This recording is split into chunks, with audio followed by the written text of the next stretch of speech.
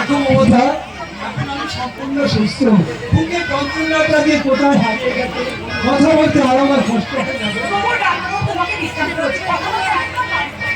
তুমি হঠাৎ ভয় পাচ্ছ মমতা? তুমি দেখে নিও, আমার আর কিচ্ছু হবে না। ধ্রুব আমাকে এই যাত্রায় বাঁচিয়ে নিয়েছে। কেন মমতা? ধ্রুব আমাকে কখনো নিরাশ করবে না। ধ্রুব যে আমাদের বহু সাধনার সম্পদ, আমাদের স্বপ্নের আকাশে একমাত্র ধ্রুব তারা। আমার বিয়ে খুশি হতে তাই না? শুধু খুশি কি অন্তত পিতার কর্তব্য একটা পালন করতে পেরেছি, তাই তো মৃত্যুকে দেখে আর আমার ভয় পাই না।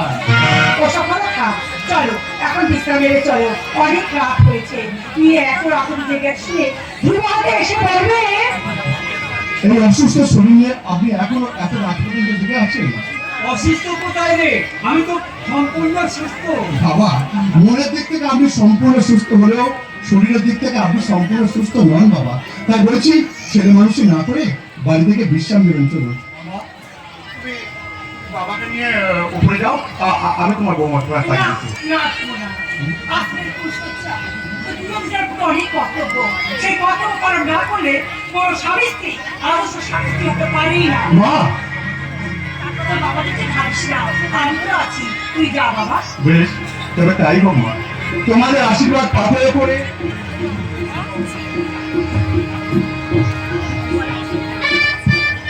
আমি আমার নতুন জীবনে পথে এখানে সারা বাড়িতে তোমাকে খুঁজে বেড়াচ্ছি। আমাকে আমার কিছু আজকে দিনে তো তোমার সাথে বেশি প্রয়োজন। আমার শাসন বন্ধু বান্ধব সবাই তো তোমাকে খুশি করাচ্ছে।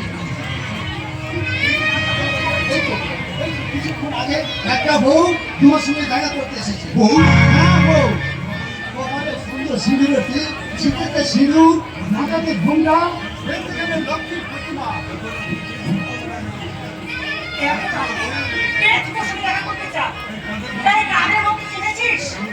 কেমন করে জানবো?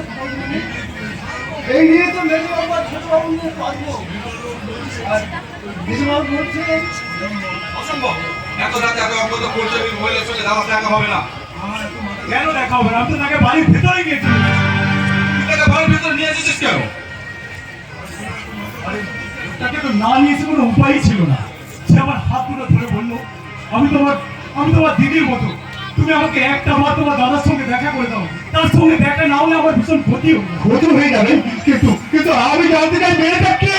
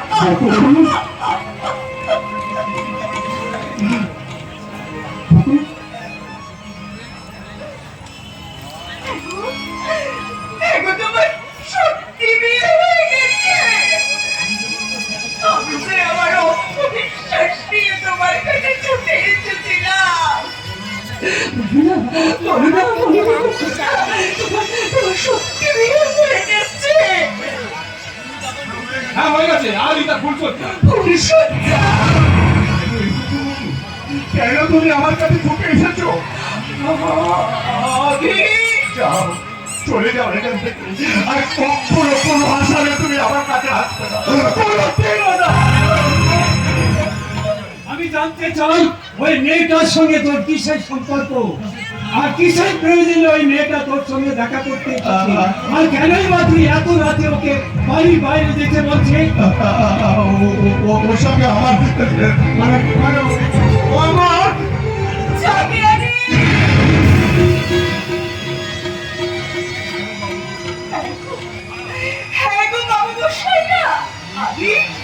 আমিও চাকরানি, আমাদের ওখানে যখন উনি ছিলেন তখন আমি ওনার সব কাজ করে দিতাম।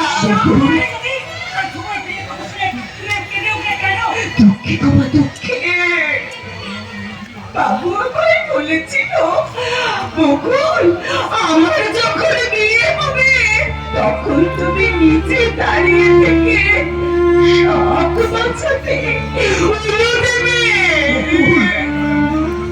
তাই তাই আমার অজান্তে বাবু বিয়ে করে দেওয়াতে আমি যে খুব দুঃখ পেয়েছি গো মা। তোমার দুঃখের কাহিনী শুনতে শুনতে দাদার ধৈর্যটাই মাটি হয়ে যাবে। এখন তুমি আসতে পারো।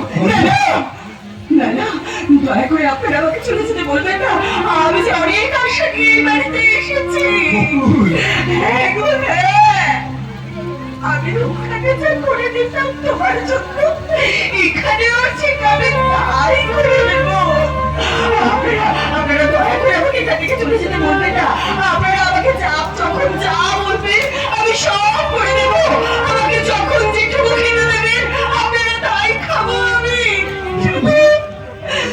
শুধু এই বাড়িতে আমাকে একটু আশ্রয় দিন। আগে লোক রাখার মতো বিলাসিতা আমাদের পক্ষে মানায় না।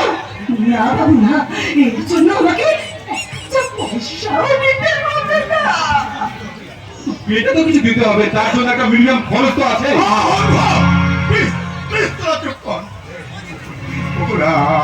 আমি তোমাকে অনুরোধ করছি, তুমি চলে যাও এখান থেকে, আর কখনো তুমি আমার বাড়িতে আসবে না। তোমার আমার অতীতের সম্পর্ক শেষ হয়ে গেছে। তাই যাও, চলে যাও এখান থেকে, তুমি চলে যাও।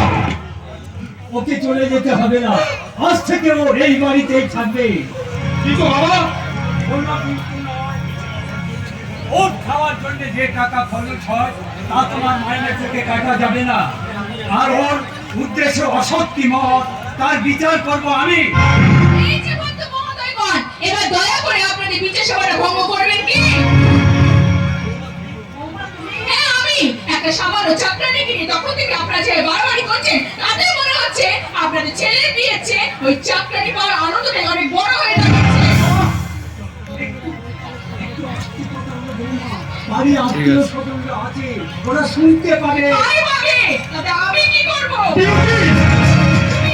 তুমি কি ভুলে গেছো আজ আমাদের ভবিষ্যৎটা? তোমার জন্য কি ভবিষ্যৎ করে আমাকে অপেক্ষা করে থাকতে হবে?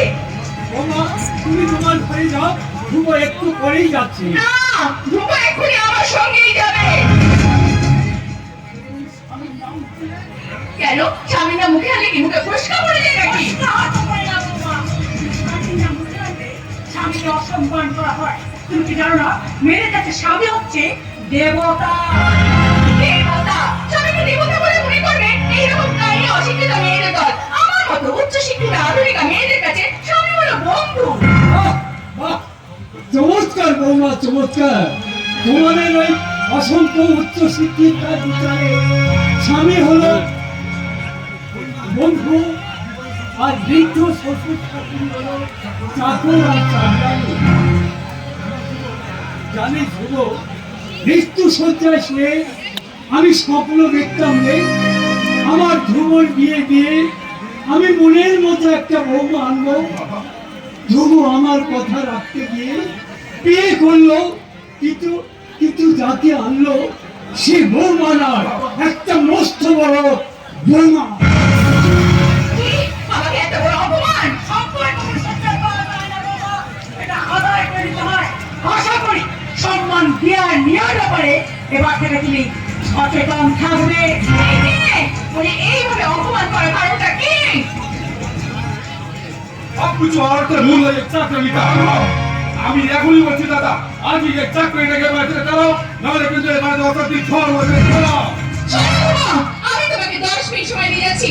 তার মধ্যে তুমি যদি পরিষদ ঘরে না যাও, তাহলে তোমার বাবার সাথে না বৌমা সত্যিকারের বোমা হয়ে পেটে পড়বে।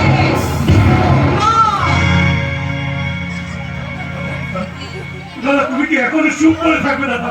কোনো কথা কি তুমি বলবে না? বলার ভাষাটি আমার হারিয়ে গেছে, কর্তব্য ভাষা রুদ্ধ হয়ে গেছে আমার বাক শক্তি। তাই তো আমার বড় মনটা যাবলার অবাক্ত বেদনায় শুধু টুকরে টুকরে কাঁদে।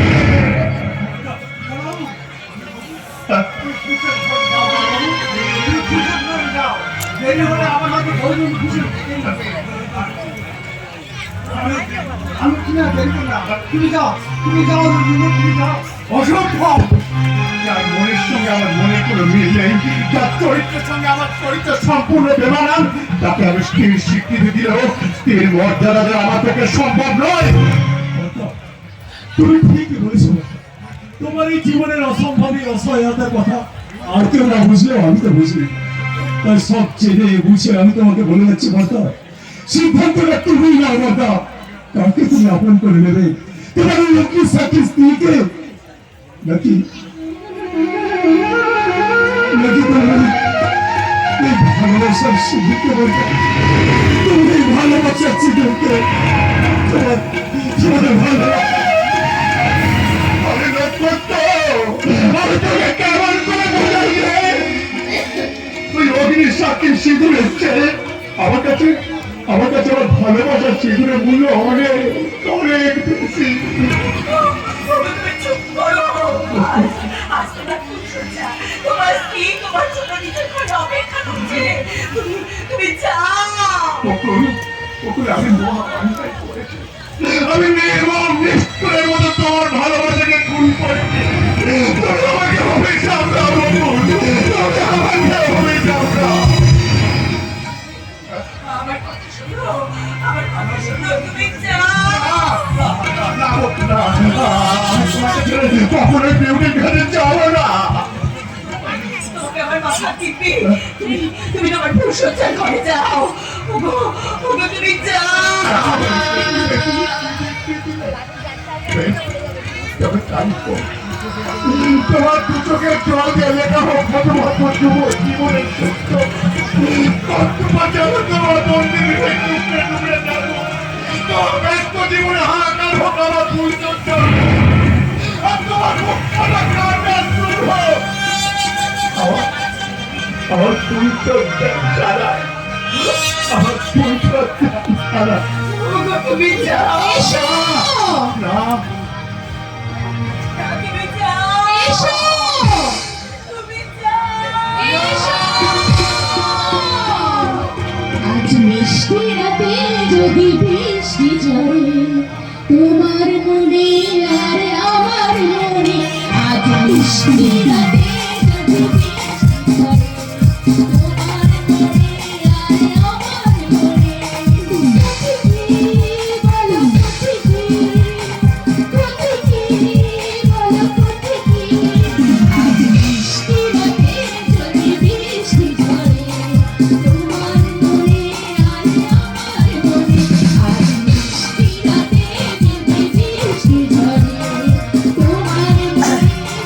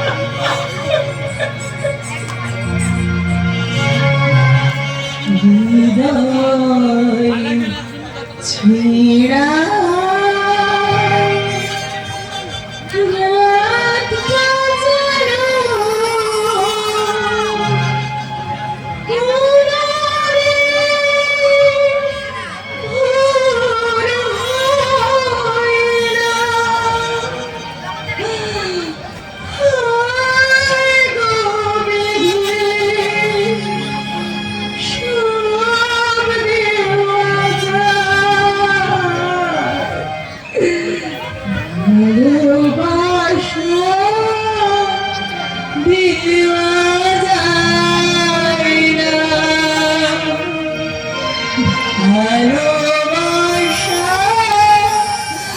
দেওয়া যায় না, ভালোবাসা